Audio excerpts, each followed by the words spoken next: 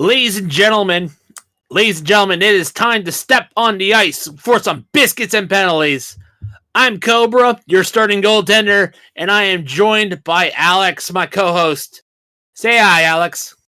Hello.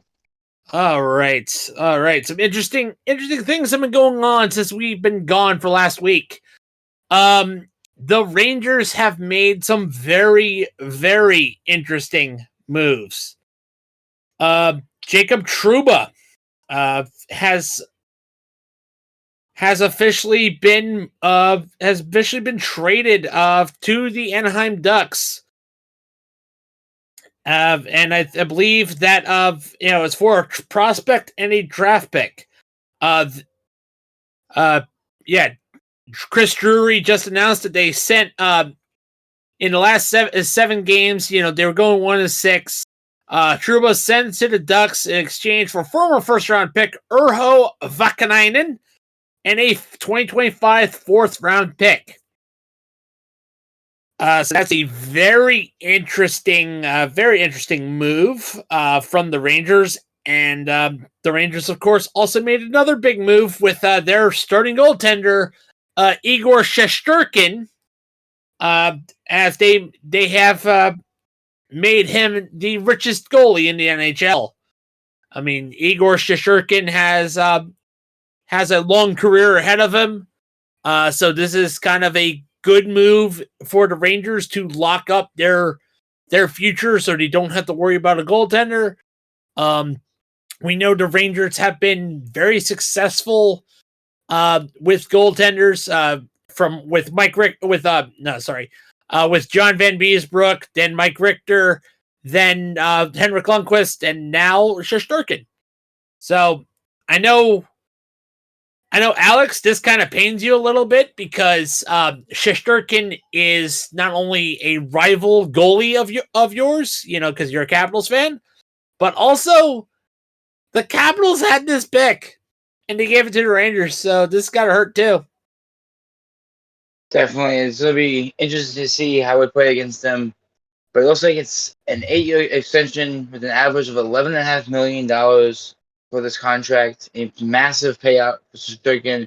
Hopefully he can keep it up and not fall off a cliff.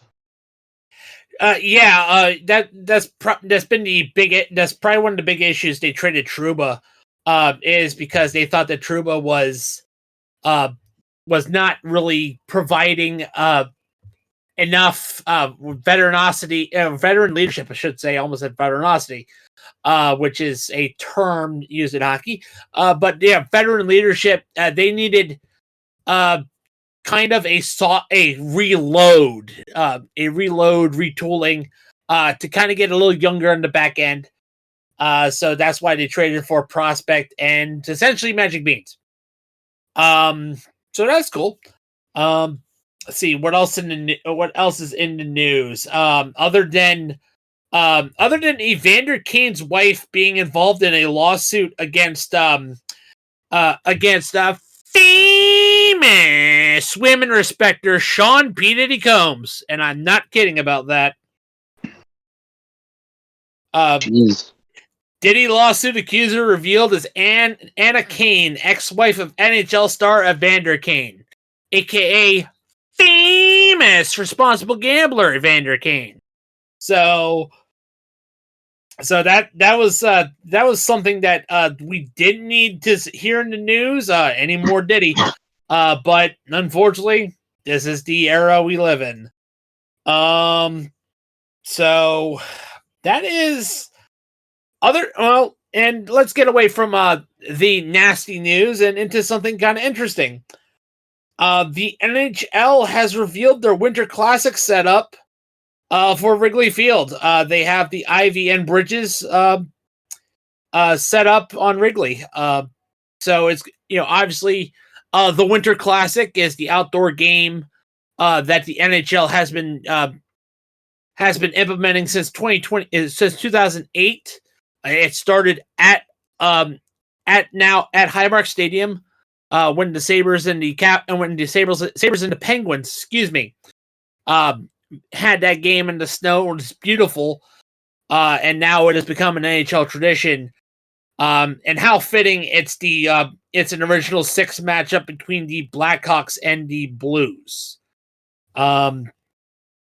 Alex, have you seen the uniforms going on with the Winter Classic? I have. What's your opinion on these unis on the sweaters? I do like them a lot. It seems like we've had some good jerseys for the past couple of years with the Winter Classic. Obviously, I'm gonna interrupt you for a little bit. That may be true, but I think with this on the Winter Classic, I think they're a little basic, to me at least. Chicago's kind of reminds me of the Barber Pole 75 that they had, and it looks like all they did was they just took a look at the hockey socks and said, "Oh, hey, we'll use those." Use those as a jersey template, and I think that's a little lazy.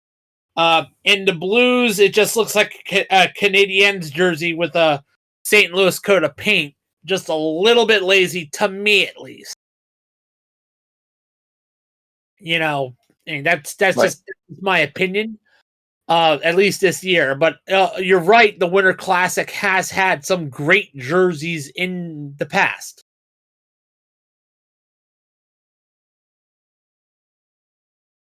No response to that, or just going to just let it go? Yeah, I definitely agree. And I think looking to last year with the Knights and the Kraken, both had fantastic jerseys from the Winter Classics. Obviously, the two fresh teams in the NHL, most of the Kraken and the Knights, but excited to see the game plays out.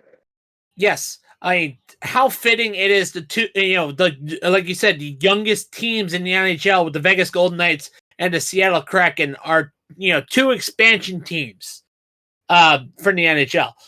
It's kind of fitting that the Vegas Golden Knights have had the Stanley Cup success that they've had.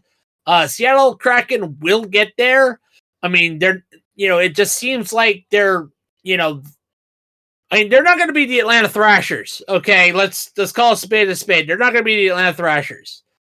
And if you're wondering why we say that, the Utah Hockey Club aren't the Utah Hockey Club or the Utah Yeti, why they're not considered the youngest NHL team? Well, it's because they moved. They didn't get supplanted into the league. So anywho, that's enough of our roundtable. We need to talk about the standings of the NHL. All right, let's talk the Atlantic Conference. The Toronto Maple Laughs, or Maple Leafs. I'm sorry. That kind of leaked out. I mean, they're getting all the playoff hopes and dreams of their fans. But they're gonna be like Drake in his war against Kendrick Lamar. Yeah, he going full flat. But the Leafs are 16-7-2, 34 points. Followed right behind them by the Stanley Cup champion Florida Panthers, 16-9-2, 34 games. 34 points, sorry. Then right behind them, kind of rebounding, the Boston Bruins, 14-11-3, 31 points. Right behind, also behind the Bruins are the Tampa Bay Lightning. This is kind of an interesting skid, in my opinion, for the Lightning. 13-9-2, 28 points. And I say it's a very interesting skid considering they still have Vasilevsky. Then you have the Sabres, who are 11-12-3, with 25 points. As I stated before, the Sabres, all they need is solid goaltending. They've got great high-powered offense and decent defense, but it's just goaltending just lets them down. I know UPL is very good and starting to come to his own, but it's who's behind him that kind of disappoints.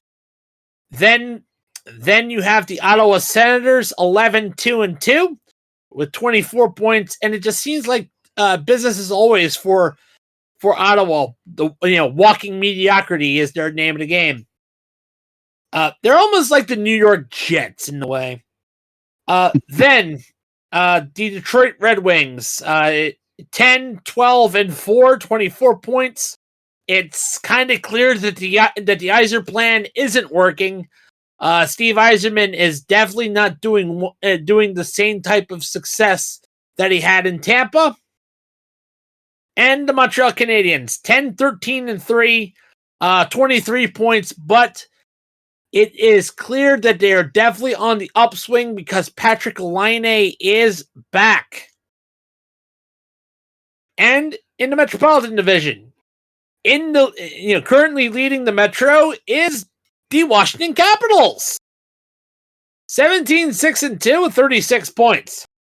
Right behind them is the New Jersey Devils, 17, 9, and 2, 36 points.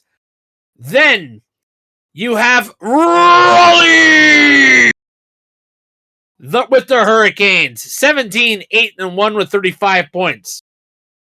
Then we have the New York Rangers, who we just said is on a current 1-6 and 7 game skid. 13, 10, and 1, 27 points. The Flyers, who are kind of, nipping at their heels a little bit, 12, 11, and 3, 27 points. It is clear that that the youth in net is actually starting to get themselves, under control, especially Ivan Fedotov, able to acclimate himself better to the NHL playing surface. There is a lot of difference between the NHL and the KHL. That's the truth. Then you have the Pittsburgh Penguins, who blew a 4-goal lead, but still managed to win last night. 11, 12, and 4, 26 points. I think it was last night, by the way. Don't quote me on that. Then you have the Columbus Blue Jackets, interestingly, near 500. 11, 11, and 3 with 25 points. And in last place in the Metropolitan Division, the New York Islanders. My question is this typical Patrick Waugh coaching, or is this, I don't know what that is going on in the aisle. I don't know. That is a bad skid. All right. Now for the Western Conference. We have the Minnesota Wild leading the Central Division. 17, 4, and 4, 38 points. And the reason why they're able to beat the former top team last week, the Winnipeg Jets, is because they have 4 overtime wins and less games played. And the Jets have played 2 more games, but are 19 and 8 with 38 points. Then you have the Dallas Stars, 16 and 9 with 32 points. The Colorado Avalanche, 14, 13 and 0, 28 points. St. Louis Blues, 13, 12 and 2, 28 points. The Utah Hockey Club, aka the Yeti, 10, 11 and 4, 24 points. The Nashville Predators is starting to get away from the basement, but still there. 7, 14 and 6, 20 points. And the Chicago Blackhawks, 8, 16 and 2, 18 points. They are definitely wasting Connor Bedard. And of course, in the Pacific Division, we have the Vegas Golden Knights, 17, 7 and 3, 37 points. The Los Angeles Kings, 15, 8 and 3, 33 points. The Calgary Flames, 13, 9 and 5, 31 points. The Vancouver Canucks, 13, 7 and 4, 30 points. The Western Conference champion, Edmonton Oilers, 14, 10 and 2, 30 points. Seattle Kraken, 13, 13 and 1, 27 points. The San Jose Sharks, 10, 14 and 5, 25 points. And the Anaheim Ducks, 10, 11 and 3, 23 points. Alex, is there anything you want to add? I cannot wait for the playoffs to start because this season is so competitive for so many great teams. And I'm super proud of my Capitals pushing forward out Hey, Ovechkin. look, And Alex, I got to stop you right there because again, there's a long way to the playoffs. We are a long way to go. We have at least 50. We have at least 60 more games to we have more than 50 games to go till playoffs. It's an 82 game season. So hold back that anticipation for playoff hockey. But all I gotta say is, hey, it's gonna be fun when it gets there. So hold tight. While Alex jumps the gun, unfortunately, we of course, before we get to our games of the weekend, well, we gotta get to our affiliate sponsor, Fanatics. Fanatics is, of course, your go-to place to get your favorite fan gear. The NFL, MLB, NHL, NBA, WWE, NCAA, NASCAR, MLS, whatever. Fanatics is the go-to store for official apparel. Grab a hat, grab a jersey, but if you do so, Alex, what do you got to do? Use code DANCER for 30% off all gear for this holiday season for the special one in your life who's a fan of every sport on the planet. Wow. Yeah, nice. Not only Dancer, you have Sleigh, you have Reindeer, you have other codes to use as well. But you can only use one of them. But before you go to Fanatics, but use our affiliate link to do so. Order today, you'll get it before Christmas. The holidays are upon us after all. But use our affiliate link in the bio, wherever you get your podcasts. Show the channel some love and show us your support. Thank you, guys. Anywho. So, games of the weekend. We have Utah against Buffalo tomorrow at 1. We have the Flyers and Bruins, a classic rivalry tomorrow at 1. The Jets, Blackhawks, Hurricanes, Islanders, Sharks, Panthers, Maple Leafs, Penguins, Capitals, Canadiens, Predators, Senators, Avalanche, Red Wings, Wild, Kings, Blues, Oilers, Kraken, and of course Sunday, Kraken, Rangers, Lightning, Canucks, Islanders, Senators, Blue Jackets, Jets, Avalanche, Devils, Utah, and the Flyers, and Flames and Stars. So, Alex, yes. Pick 2 games for Saturday and 2 games for Sunday that you are looking forward to seeing. I'm going to say for Saturday, this is a kind of a hot take. The Sharks and the Panthers. I think that's going to be a very underrated. Nice. You're kind of doing a little bit of a tomorrow podcast jump there with a little bit of bold, but I'll take that. And my second game for Saturday, I'm going to go with the Flyers and the Bruins. I cannot wait to see that game at 1 p.m. tomorrow. Rivalry is always good between them two. Nice. And for Sunday, I'm going with Blue Jackets, Jets. I want to see if the Jets can bounce back. They've been kind of struggling recently. There's 8 losses, have not been good losses, and they seem to have been trying to get back into the swing of winning. I hope they can against the Blue Jackets. All right. And one more game. I'm going to go with the Seattle Kraken and the Rangers. The Kraken seem to be fighting their footing, trying to climb the leaderboard in their division. And the Rangers, without Trouba, how are they going to adapt with Sudirkin's extension? And they can win at home. How will they do it? Smart. I was just about to add that hot take. But you beat me to the punch. Good job, Alex. All right. And as for me, I'm going to go with Utah and the Sabres. Seriously, Buffalo is starting to find his footing, and Utah is trying to find his identity before their official name change. I mean, hopefully they don't stick with the hockey club because that'll be, typical Utah bullshit.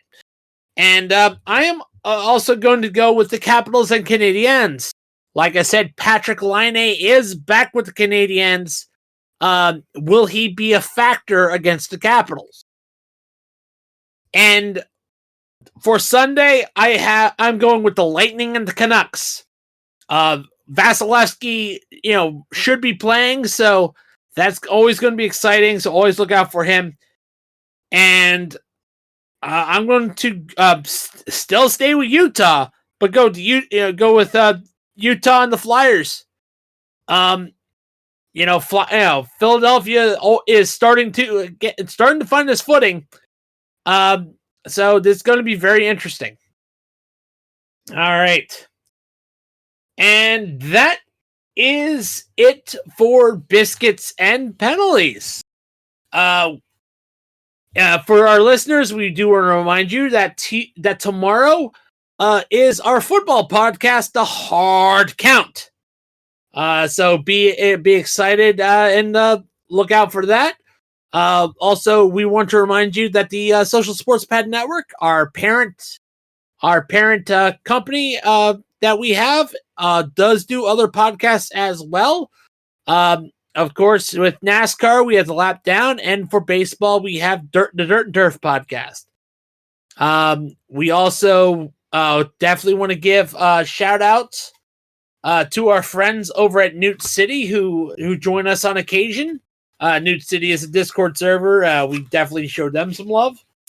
And then, of course, we would like to thank our affiliates. Bulletproof Coffee and Supplements, Dr. Squatch and Jukebox Organic Soap, Sleeves.com, W Energy, Duke Canada Supply Company, Fubo TV, Century PC, Smackin' Sunflower Seeds, Raw Nutrition, and Fanatics. That is it for, and like I said, that is it for Biscuits and Penalties. I am Cobra, and I am of course joined by Alex. And we gotta step off the ice. Take care, guys.